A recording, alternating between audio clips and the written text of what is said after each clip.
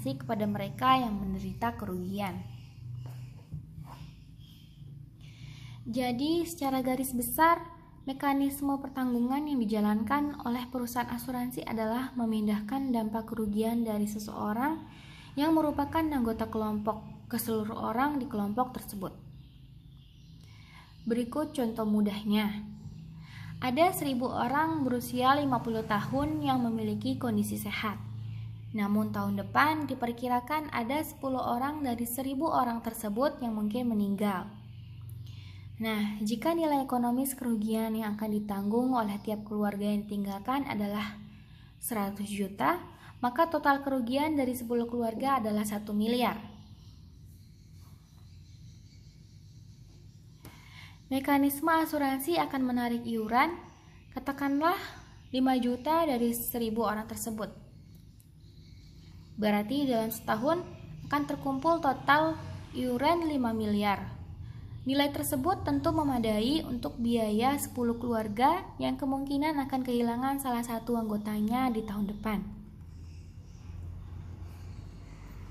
Kita masuk ke prinsip-prinsip asuransi.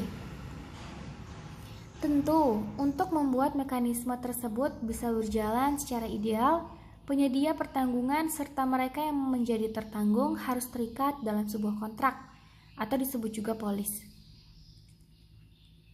Polis asuransi mengandung prinsip-prinsip asuransi seperti terangkum di bawah ini. Yang pertama ada insurable interest.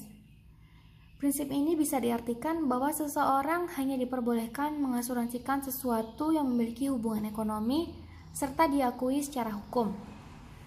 Ambil contoh, seorang pebisnis hanya boleh mengambil asuransi kebakaran untuk toko miliknya. Atau contoh lain, seseorang hanya boleh membelikan asuransi jiwa atau asuransi kesehatan untuk anggota keluarganya. Yang kedua ada utmost good faith.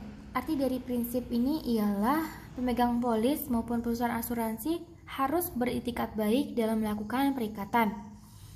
Itikat baik di sini diartikan sebagai mengungkapkan informasi secara detail dan akurat. Pemegang polis harus transparan tentang objek yang akan diasuransikan, sementara penyedia asuransi harus merinci persyaratan pertanggungan. Yang ketiga ada indemnity. Prinsip ini menegaskan manfaat asuransi baik pemegang polis, jadi asuransi berfungsi mengembalikan posisi keuangan nasabah jika terjadi suatu resiko ke posisi sebelum terjadi resiko. Contoh, fungsi asuransi kesehatan ialah mengembalikan posisi keuangan si tertanggung sebelum sakit. Jadi jika si tertanggung keluar uang 1 juta karena sakit, maka asuransi kesehatan berfungsi mengembalikan uang 1 juta tersebut. Dengan begitu, tujuan memperoleh keuntungan dari asuransi adalah anggapan yang keliru. Yang keempat ada subrogation. Prinsip ini berarti perusahaan asuransi sebagai penanggung risiko mengambil posisi tertanggung dalam menuntut ganti rugi jika terjadi risiko. Prinsip ini contohnya berlaku pada asuransi umum. Misalkan ada seseorang bernama Agus, pemegang polis asuransi kendaraan terdapat kecelakaan dengan mobil bodi.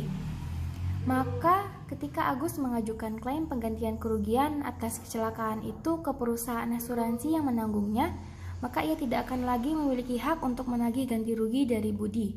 Dalam hal ini, perusahaan asuransilah yang bertugas menanggung kerugian Agus kemudian menagih ganti rugi tersebut